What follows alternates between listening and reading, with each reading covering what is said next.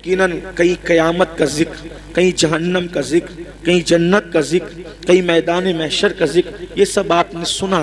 اگر آپ توجہ کرتے تو مزید آپ کا میں شکریہ ادا کرتا ہوں کہ آپ نے اپنا قیمتی وقت دیا۔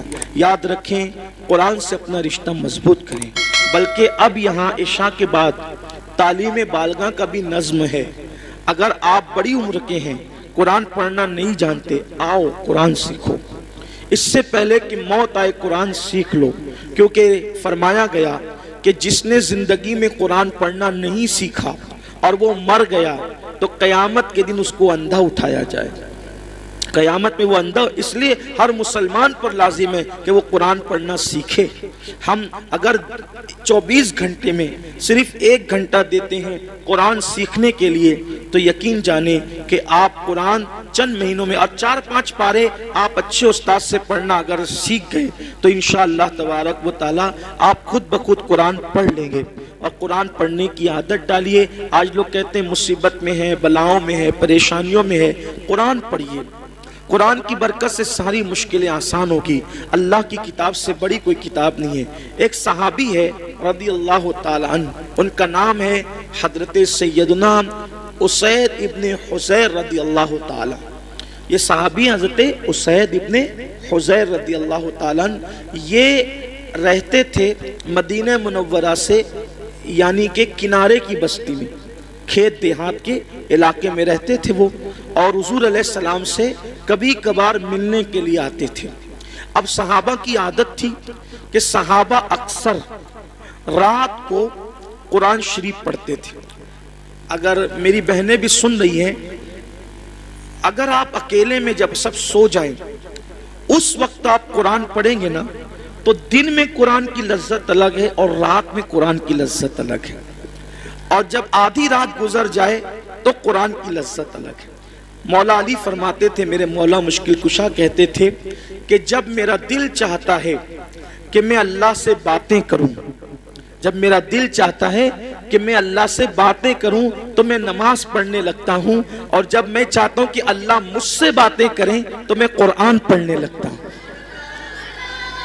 تو رات میں کبھی قرآن کھول کر بیٹھیے۔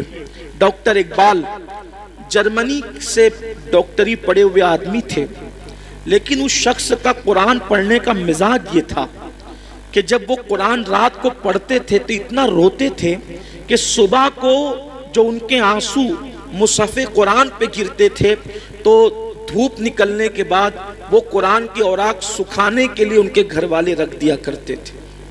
اقبال کی شاعری میں جو چاشنی ہے وہ قرآن کی برکت ہے، وہ درود مصطفیٰ صلی اللہ علیہ وآلہ وسلم کی برکت ہے۔ ڈاکٹر اقبال نے اپنی قوم سے مخاطب ہو کر کہا تھا کہ تم نے قرآن سے مرنا سیکھا ہے، مرنا، کاش کہ تم قرآن سے جینا سیکھ لیتے۔ بھئی مرنے والوں کے سرانے ہم کیا پڑھتے ہیں؟ سورہ یاسین پڑھتے ہیں، اور عقیدہ کیا ہے؟ حدیث بھی ہے کہ جو شخص سکرات والوں کے پاس قرآن پڑھے گا تو موت کی تکلیف آسان ہو جائے گی۔ تو جس قرآن کی برکت سے موت کی تکلیف آسان ہو سکتی ہے، کیا اس قرآن کی برکت سے زندگیوں کی تکلیفیں آسان نہیں ہو سکتی؟ موت کی تکلیف مشکل ہے یا زندگی کی تکلیف مشکل ہے؟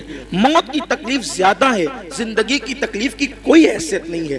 تو فرمایا کہ اقبال کہتے ہیں کہ تم نے قرآن سے مرنا سیکھا، تم قرآن سے جینا سیکھو، قرآن اپنی زندگی میں شامل کرو۔ تو صحابہ کی عادت تھی، قرآن پڑھتے تھے۔ مولانا نے ابھی، مفتی صاحب نے موبائل کا ذکر کیا۔ موبائل ایسا گھس گیا یہ ظالم ہماری زندگی میں کہ اس سے کوئی بچا نہیں۔ جیسے پیسے سے کوئی نہ بچ سکا، اب پیسے کے بعد دوسری مقبول چیز یہ ہے، موبائل سے کوئی نہیں۔ کیا پنڈت، کیا مولوی، کیا امام، کیا لیڈر، کیا امیر، کیا غریب، کیا بوڑھا، کیا بچہ، سبھی اس میں مبتلا ہو گئے۔ ادھر سے گھنٹی بجی ٹن، ادھر سے نکال کر کے دیکھا کس کا میسج ہے نا، بے چین ہو جاتا ہے آدمی، کس کا میسج ہے؟ نادان انون پرسن کا میسج دیکھنے میں تجھے اتنا شوق اور اتنی دلچسپی ہے، کبھی خدا کا میسج دیکھنے میں بھی تجھے دلچسپی ہوئی ہے؟ اس نے بھی تو کوئی میسج بھیجا ہے نا، اس کا بھی تو کوئی فرمان ہے، اس کا بھی تو کوئی حکم ہے، اسی کو قرآن کہتے ہیں۔ آؤ قرآن کی طرف۔ اللہ کے رسول صلی اللہ علیہ وآلہ وسلم نے حجۃ الوداع کے موقع پہ فرمایا تھا کہ میں تم میں دو بھاری چیزیں چھوڑ کر جا رہا ہوں اور دونوں کا دامن مضبوطی سے پکڑے رہنا، تم کبھی گمراہ نہیں ہو سکو گے۔ فرمایا تھا ایک اللہ کی کتاب ہے اور دوسری میری اہل بیت ہے، اور یہ بھی فرمایا تھا، یہ بھی کہا تھا کہ یہ دونوں کبھی جدا نہیں ہوں گے حتیٰ کہ حوض کوثر پر مجھ سے آ کر ملاقات کریں گے۔ امام حسین نے کربلا میں بتا دیا کہ نانا کے فرمان کی حقانیت کیا ہے۔ فرمایا کبھی جدا نہیں ہوں گے۔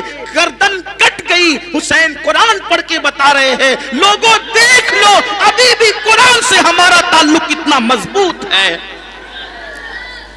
جان سے ہمارا تعلق کٹ چکا ہے لیکن قرآن سے ہمارا تعلق اب بھی باقی ہے۔